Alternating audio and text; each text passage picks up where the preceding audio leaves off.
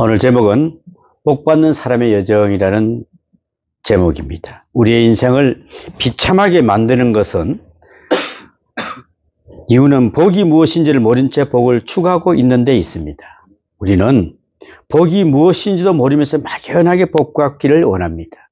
실제로 새해를 맞이할 때마다 복을 기원하지 않습니까? 도대체 무엇을 바라고 있는지도 모른 채 그저 막연하게 복을 비는 것입니다. 복에 대한 개념처럼 막연하고 추상적이고 허황된 것은 다시는 없는 것 같습니다. 이것이 불행의 원인입니다. 또한 우리에게 복을 받을 만한 그릇이 없기 때문에 불행하다 그랬습니다. 여러분, 돈을 복이라고 한번 생각해 보십시오. 그 자신, 돈을 관리할 만한 인격이 되지 못하면서 돈은 자기에게도 이롭지 않습니다. 인격이 안 된 사람에게는 그 돈을 주면은 다른 사람에게도 피해를 받게 됩니다. 먼저 사람다운 사람이 되고 사람다운 사람이 되고 돈이 있어 주어야지 형편없는 인간에게 돈을 주어진다면은 본인도 망하고 남도 망하고 나라까지 망하는 꼴이 된다는 것입니다. 먼저 사람이 되어야 됩니다. 인격 없는 사람에게 지위가 주어지고 권력이 주어진다는 것은 실패할 수가 참 많습니다. 그리고 보면은 복 그 자체도 중요하지만은 그 복 받는 그릇이 더 중요합니다. 복 받을 만한 인간이 그 그릇이 먼저 있어야 합니다. 그런데 이 문제에 대해서는 아무도 중요하게 생각하지 않습니다. 막연하게 복을 기원합니다. 복 받으세요. 이거는 바로 부도시프입니다. 여러분, 올 한 해 복 받으라는 소리 얼마나 들었습니까? 복 받았습니까? 먼저 복 받을 만한 사람이 되어야 되겠다. 복된 자가 되어야 되겠다 하는 각오와 생각이 구체적으로 정리가 되어야 합니다. 내가 정말 복 받을 만한 사람이 되는가? 복을 받아들일 수 있는가? 이게 먼저 우리는 선행되어야 됩니다. 나아가 이미 복을 주었구만 그 복으로 복을 깨닫지 못하는 데에서 우리의 불행이 있다는 것입니다. 깨달음이 없으면 영원히 불행합니다. 행복하면서도 그 행복을 느끼지 못합니다. 행복에 대한 바른 인식이 없습니다. 그 사람은 불행할 수밖에 없습니다. 우리는 그래서 옛날이 참 좋았지라는 말을 입버릇처럼 하고 삽니다. 그때 당시에는 불행했다고 생각했는데 돌이켜보니까 오히려 행복했습니다. 나이 드신 분들이 그런 이야기 하죠. 참 그때가 좋았어. 그때가 좋기는. 근데 그때가 참 불행했다 생각을 하지 않습니다. 왜? 지나온 과거니까 그렇습니다. 지금 현재적 복에 대해서는 생각이 없고 늘 과거와 미래에 대해서만 생각합니다. 여기에 우리가 불행이 있습니다. 여러분, 지금 행복하십니까? 인생이란 복에 대해서 배우고 복된 자로 양육되고 훈련되는 과정이라는 생각을 해봅니다. 복 자체와 복된 자는 별개입니다. 복과 자기 존재, 자기됨과 되어지는 존재, 이것이 중요합니다. 여러분, 적어도 이것만은 잊지 마세요. 복이란 환경이 아닙니다. 공기가 좋고 집이 넓고 가세가 넉넉하고 몸이 건강하고 이런 것을 복이라고 생각합니다. 그러나 그렇지 않습니다. 환경적인 여건에서 오는 복을 막연히 기다리지는 마세요. 복된 자는 어디에 서든지 어떤 데든지 복됩니다. 오히려 역경 속에서도 순한 고난 가운데서도 남다른 깨달음을, 남다른 행복을, 남다른 역사를 이루어가는 것입니다. 그게 바로 복된 자들입니다. 그러니 환경이나 여건에 대해서는 기대하지 말아야 됩니다. 복이란 나의 낮음에 있습니다. 나의 깨달음에 있습니다. 내가 얼마나 하나님 앞에 바로 서느냐 하는 데에 있다는 것입니다. 여러분, 복의 개념으로 바로 정리하고 새롭게 출발해 보시기를 바랍니다. 오늘 본문 말씀을 한번 보십시오. 야곱은 복을 추구하는 모든 인간의 대표격이라고 할 수 있습니다. 그러나 야곱은 복 받을 만한 자격이 없는 사람입니다. 좀 못돼 먹은 사람입니다. 야곱은 수단과 방법을 가리지 않고 간사하고도 바람직하지 못한 인간성을 가지고 있었습니다. 그러나 복 받고자 하는 마음은 간절했습니다. 복을 추구하는데도 누구도 따를 수 없는 아주 강한 의지를 가진 사람이었습니다. 야곱은 행 에서와 쌍둥이로 태어났습니다. 쌍둥이일지라 봐야 그 시차가 해서 장자와 차자의 구분은 되지 않습니까만은, 그러니까 행이라고 해서 그저 몇 분 먼저 나왔을 뿐입니다. 나이도 한 살을 더 먹은 것도 아닙니다. 그러나 순서는 순서입니다. 행은 행이요 동생은 동생입니다. 이 몇 분 차이로 장자의 기업을 에스가 차지하게 됩니다. 당시에 유대에서의 그 장자의 역할이나 권리는 대단한 것이었습니다. 그러니까 동생인 입장의 야곱의 입장에서 보면 얼마나 억울하겠습니까? 야곱은 장자의 기업을 탐내어서 그 장자의 위치를, 그 복된 자리를 에스로부터 뺏고자 마음먹고는 수단과 방법을 가리지 않았습니다. 노력 끝에 결국은 그 장자권을 빼앗아 가게 됩니다. 야곱은 형 에스로 가장하여 아버지 이삭으로부터 장자의 축복을 받아냅니다. 그러나 보십시오. 그가 바라고 가지고 싶었던 장자권을 받았습니다마는 오늘 본문 말씀에서 보듯이 야곱의 현실은 크게 불행했습니다. 야곱은 아버지께서 장자의 복을 받은 다음 날부터 불안과 두려움과 공포에 시달리게 됩니다. 뿐만 아니라 에서의 분노를 피하여 고향을 떠나는 처지에 이릅니다.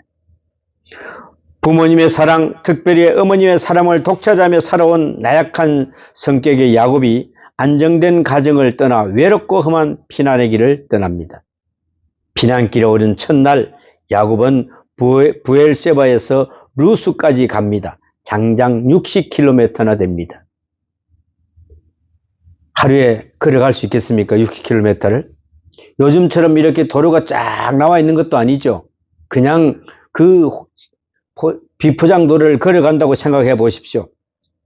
청년이라 할지라도 하루 60km기는 너무나 무리랍니다.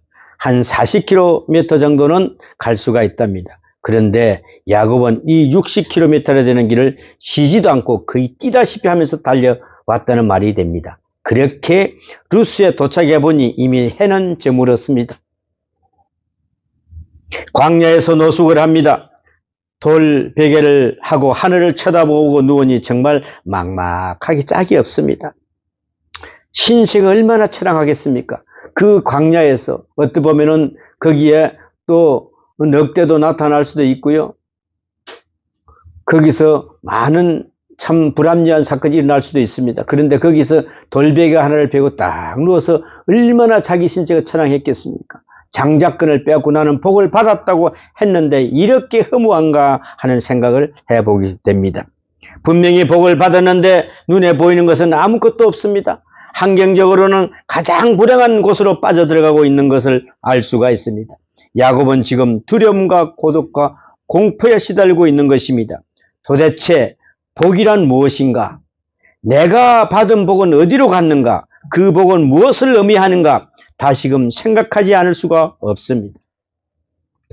아마도 야곱은 복에 대해서 회의를 느꼈을 것입니다. 복 받으려다가 제 맹도 살지 못하고 죽는가 보다 하면서 두려워했겠지요. 여러분, 여기서 우리가 잊지 말아야 할 것이 하나 있습니다. 복이란 하나님께서 오는 것이지 그것을 명심해야 됩니다. 복은 인간이 주는 것은 복이 아닙니다. 야곱은 복을 받고자 온갖 노력과 수단을 기울였습니다. 보십시오. 그의 수고와 노력이 헛되이 돌아가지 않았습니까? 결국은 하나님께서 돌보시고 은혜를 베푸시어 그를 복된 자로 만드셨습니다. 하나님께서는 그를 돌보시지 않으셨다면 야곱은 형편없이 불행한 사람이 되었을 것입니다. 아니, 살아남기도 힘들었을 것입니다. 여기에서 우리는 하나님께서 주도적으로 역사하시고 복을 주시고 나아가 야곱의 잘못된 점을 하나하나 고치시어 그의 가치관을 조정해 나가시는 것을 볼 수가 있습니다. 그리하여 야곱의 마음속에서부터 계속적인 새로운 개혁운동이 일어나는 것을 볼 수가 있습니다. 이제는 그토록 중요하게 여기던 것을 까맣게 벗어버리고 목숨처럼 여기던 것을 이제는 헛된 것으로 바라봅니다. 계속적으로 그의 인격이 성장해 갑니다. 이러듯 하나님께서는 야곱을 철저하게 교육시킵니다. 이로써 야곱은 복이 무엇인지를 깨닫게 됩니다. 어찌 보면은 그의 인생을 그것을 깨달아가는 과정이라고 할 수가 있습니다. 야곱이 살아가는 데 있어서 재산이 가장 중요하다고 생각했습니다. 그러나 그것도 별것이 아니었습니다. 다음으로는 그는 사랑의 삶의 목표를 두고 라헬이라는 여자를 정말 사랑했습니다. 온 정성을 다하여 다 쏟아부었습니다. 그래서 14년 동안이나 머슴살이를 해서 자기가 원하는 여자 라헬과 결혼을 했습니다. 그것이 어디 보통 일입니까? 14년 동안 머슴살이를 해가면서 자기 사랑하는 사람을 차지했다. 그럴 사람이 몇 명이나 있겠습니까? 야곱은 자식을 많이 낳기도 했습니다. 가장이 되고 족장이 되어 명예와 건세를 누려보기도 했습니다. 그러나 이에 따르는 책임은 정말 무거웠습니다. 흉년이 들 때마다 온 식구가 살아남는다는 것이 여간 어려운 일이 아니었습니다. 그 많은 가족을 거느리고 이리저리 방황하는 고된 생활을 하면서 야곱은 번영과 안정을 간절히 원했습니다. 그러나 번영은 화목을 깨뜨렸습니다. 야곱은 잘 살기를 바랬습니다. 그러나 자유롭지는 못했습니다. 왜 그랬을까요?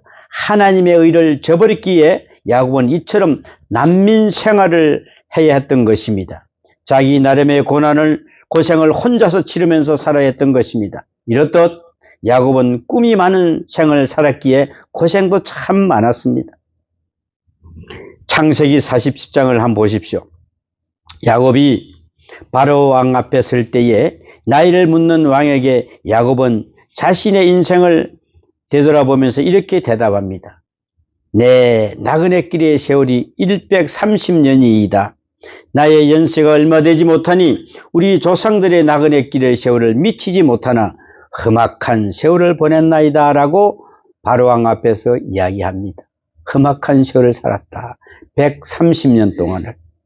지난 130년 동안 숱한 고생을 했노라고 고백하는 가운데 야곱은 새롭게 새로운 사람으로 거듭 태어나고 있다는 것을 알 수가 있습니다. 오늘 본문을 말씀을 보십시오. 복된 자로 가는 여정은 야곱으로 하여금 복이 무엇인가를 깊이 깨닫게 해주었습니다. 복된 자로 가는 여정은 먼저 고독의 길이었습니다. 고독한 가운데 하나님을 만났습니다. 고독이란 하나의 길입니다. 여러분, 고독은 축복입니다. 우리는 때때로 많은 일과 사람들에 시달립니다. 어느덧 여기에 익숙해진 우리는 도시 생활자로는 고독함을 견디지 못한다고 했습니다. 잠시도 혼자 있지를 못한답니다. 홀로 서지를 못하는 나약한 인간이 되고 말았습니다. 우리는 얼마나든지 혼자서 생활할 수도 있고 고독을 줄일 줄도 알아야 한다고 그랬습니다. 어차피 인간은 고독한 존재입니다. 언젠가는 홀로 이 길을 가야 합니다. 그런데 우리는 너무도 약해져서 고독을 견디지 못하게 된다고 말했습니다. 야곱은 아버지의 사랑, 어머니의 사랑 속에서 의존적인 인격으로 살았습니다. 예속된 생을 살아왔습니다. 그러나 이제는 아닙니다. 이 베들에 도착했을 때는 야곱은 철저하게 혼자였습니다. 멀리 있는 부모님은 이제 상관이 없었습니다. 야곱은 홀로 서야 했기에 고독했습니다. 그러나 이 고독이 사람 되는 길이요 복된 길의 출발이었다는 것을 잊어서는 안 됩니다. 선지자 하박국이 망대에 올라 하나님께 기도하면서 고독하게 하나님의 뜻이 어디에 있는지 기다리는 모습을 우리는 성경에서 읽을 수가 있습니다. 이러듯 하나님과 1대1로 만나는 고독, 이것이 적극적인 고독입니다. 지금 야곱은 이 두 가지의 고독을 다 체험하고 있습니다. 야곱은 고향을 부모 스라를 떠났습니다. 그 고독한 관계 속에서 하나님을 직선적으로 만나고 있습니다. 바로 이것이 복입니다. 여러분, 하나님을 바로 만나야 됩니다. 직선적으로 바로 만나야 됩니다.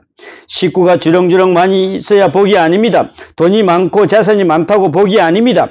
고독한 인간의 실존을 바로 경험할 줄 아는 사람이 복된 자임을 잊지 말아야 합니다. 인간은 본래 고독하기 때문입니다. 고독하지 않으려고 발부둥 치는 것이 바로 문제입니다. 고독하지 않으려는 데서는 바로 병이 듭니다. 우리는 세상을 살 때 홀로 살 분들은 홀로 결정해야 하고 홀로 책임져야 합니다. 그리고 요단강을 건널 때도 홀로 가야 합니다, 여러분.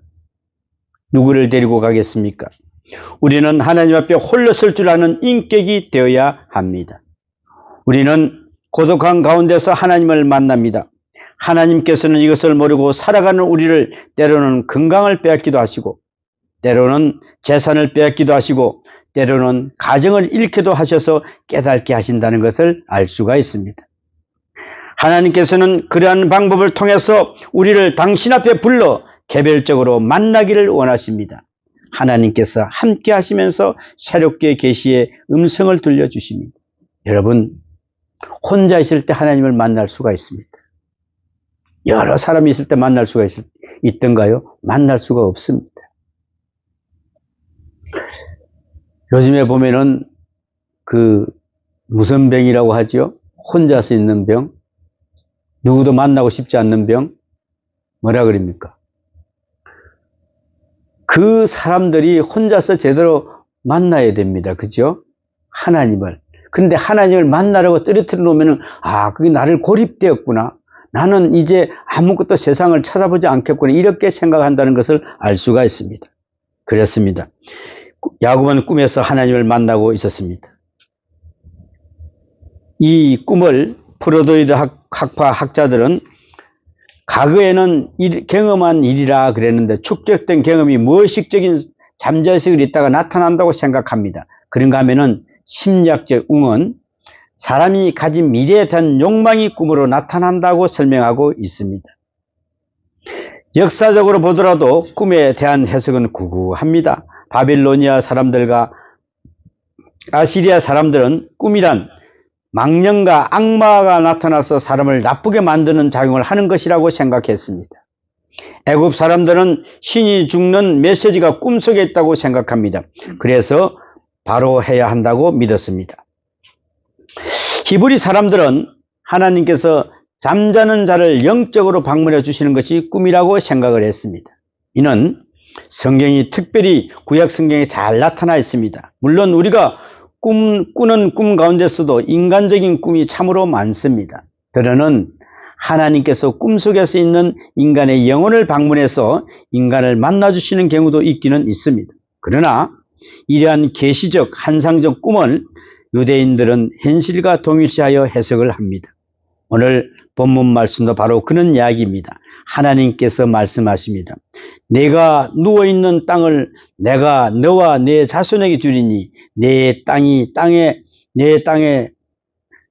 자손의 땅의 티끌같이 되어 내가 서쪽과 동쪽과 북쪽과 남쪽으로 퍼져나갈지며 땅의 모든 족속이 너와 내 자손으로 말미암아 복을 받으리라 그랬습니다. 오늘 13장과 13절과 14절 말씀입니다. 너는 복의 근원이 되리라 말씀하십니다.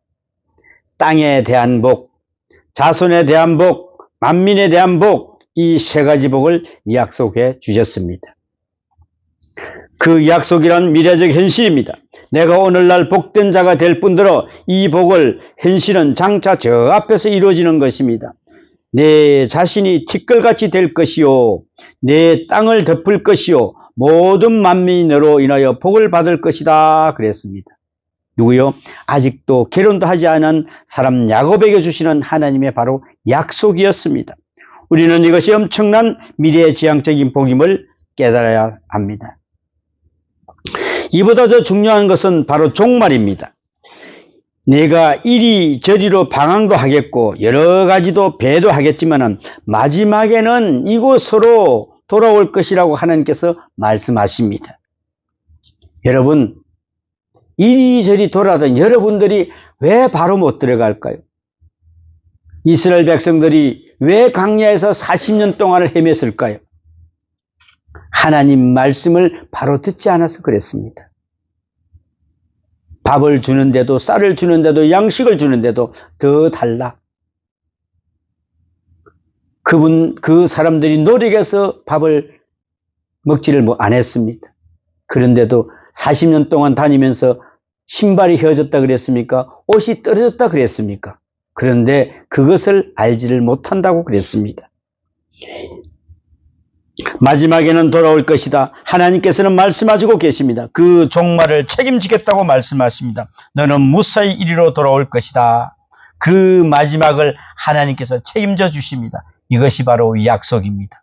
이제 남은 문제는 이 종말론적 약속을 받고 이것을 어떻게 믿느냐, 어떻게 인내하느냐, 어떻게 하나님 앞에 성실할 것이냐 뿐입니다.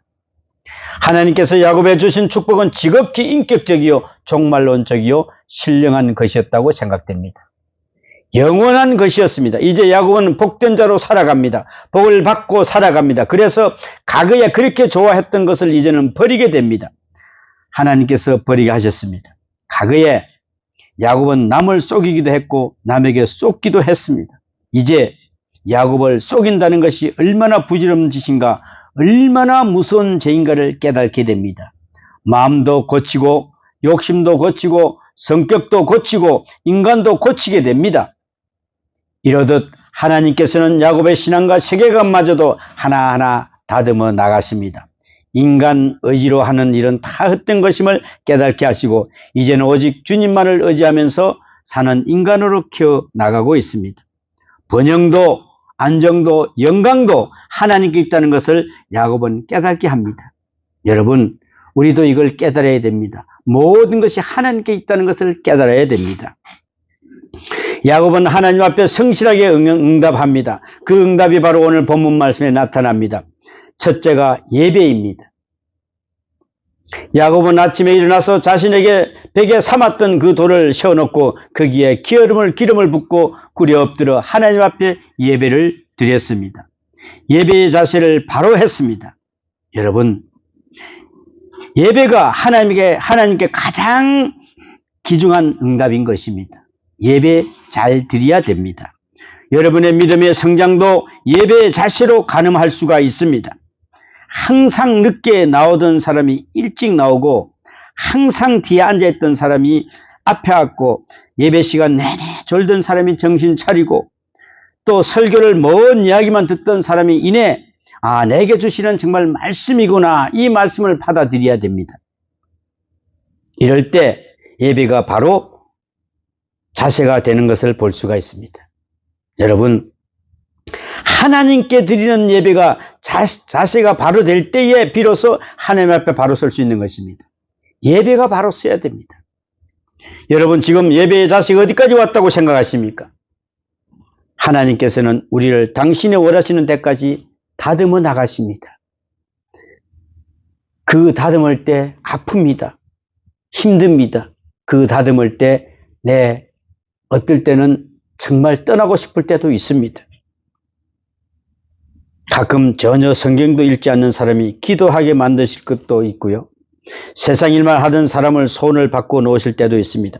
그리고 다듬고 고치고 개혁해서 하나님께서 원하시는 예배의 자세로 만들어내신다는 것을 알 수가 있습니다. 두 번째, 야곱의 삶은 현장을 거룩한 곳으로 이해하게 됩니다. 그가 하루를 묵은 그곳은 그냥 벌판에 지나지 않았습니다. 그러나 야곱은 깨달았습니다. 뭐라고요? 이는 하나님의 집이요 이는 하나님의 문이라고 17절에 말씀하고 있습니다. 야곱은 이곳을 베델이라고 하였습니다.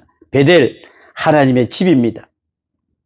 이곳은 하나님의 집입니다. 여기에 하나님께서 계신다고 깨닫게 됩니다. 여러분, 여러분의 가정이든 직장이든 여러분의 처지든 삶의 현장이든 어느 곳이 하나님의 집임을 알고 있습니까? 이것은 버려진 현실도 아니요 저주받은 현실도 아닙니다. 내 실수로 인하여 징계를 주어지는 것도 아닙니다. 하나님의 은혜로 주어지는 생의 현장인 것을 우리는 분명히 알아야 합니다. 여호와의 집, 하나님을 만나는 곳, 하나님의 역사가 이루어지는 곳, 하나님의 은총이 함께 하시는 생의 현장입니다. 우리가 이것을 잊지 말아야 합니다. 어떤 사람은 자신의 직장이나 직업, 나아가 지금의 남편과 아내에 사는 것을 저주받은 인생처럼 생각하는 사람도 있습니다. 참 불행한 사람들이죠. 영원히 불행한 사람입니다. 내게 주어진 현실, 이대로가 여호와의 전입니다. 하나님의 집이요 거룩한 현장이라는 것을 여러분 잊지 마시기 바랍니다. 야곱은 이것을 깨닫고 하나님 앞에 맹세를 합니다. 하나님께서 약속해 주시는 야곱도 약속을 합니다. 하나님께서 저를 무사히 돌아오게 하시면 여기에 하나님 집을 지을 것입니다. 그랬습니다.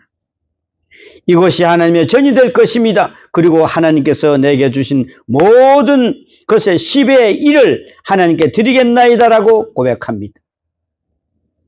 이러던 야곱은 하나님께 서원을 합니다. 그러나 유감스럽게도 야곱은 20년 후에 무사히 돌아왔지만은 13년 동안 세겜에 머물면서 베들로 돌아오는 것을 깜빡 잊어버리고 맙니다. 너무나 등하시합니다. 하나님께 서원한 것을 등하시할 때는 어떤 고통이 따르는가 한번 보십시오. 말 그대로 하나님께서는 야곱을 내리치십니다. 바로 거짓골이 된 야곱은 그제야 온 가족과 함께 원점으로 베들을 돌아오는 것을 볼 수가 있습니다. 하나님이 치실 때 그때야 알아듣는 것을 알 수가 있습니다. 야곱은 그 소중한 시간에 하나님 앞에 약속을 해놓고 잊어버리고 말았다는 것입니다. 하나님께서는 기억하고 계십니다. 그리하여 야곱이 원점으로 돌아올 수밖에 없도록 역사하셨습니다. 여러분, 여러분이 만약에 서운한 것이 있습니까? 꼭 지키십시오. 하나님은 여러분을 그것까지를 찾고 계십니다. 듣고 계십니다. 여러분이 그냥 생각으로 그냥 혼자 한 말도 하나님은 알고 계십니다. 그리하여 야곱이 원점으로 돌아올 수밖에 없도록 역사하셨습니다. 여러분, 이것을 꼭 잊지 말아야 합니다. 하나님과 직선적으로 만나서 약속한 바로 그 자리에서 하나님께서는 나를 돌아오게 하신다는 것을 명심해야 합니다. 여러분, 어떤 복을 기대하고 있습니까? 복된 자라고 생각하십니까? 그렇다면 복된 자의 여정은 어떠해야 하고 복된 자의 그릇은 어떠해야 한다고 생각하십니까? 여러분은 자신에게 복 받을 만한 인격이 있다고 생각하십니까? 하나님께서는 이미 주셨고 또한 주신 그 길을 인도하고 계십니다. 하나님께서는 오늘도 우리를 당신의 사람으로 복된 자의 길로 가도록 인도하고 있습니다. 여러분, 또 새해를 맞이했습니다. 여러분 가정과 직장과 사업장에 하나님의 복이 함께 하시기를 축원합니다. 기도합니다. 아버지 하나님, 하나님과 직선적으로 만나는 바로 그 자리에서 하나님께 나를 돌아오게 하신다는 것을 이제 알았습니다. 하나님, 제가 하나님께 선하고 잊어버린 거 있습니까? 이제 알게 하여 주셔서 하나님 앞으로 다가오는 삶이 되게 도와주시고 인도하여 주시옵소서. 야곱이 하나님께 내리치실 때 그제서야 온 가족 함께 원점인 베들로 돌아오는 것처럼 야곱의 그 소중한 시간에 하나님이 약속을 해놓고 잊어버리고 말았습니다. 혹시 우리가 하나님께 약속해놓고 잊어버린 건 없은지 다시 한번 점검해보고 올 한 해 하나님 앞에 무릎 꿇고 기도하고 정말 하나님 복을 받는 참된 성도로서 건너게 도와주시옵소서. 이 모든 말씀 우리 주 예수님 이름으로 기도하옵나이다.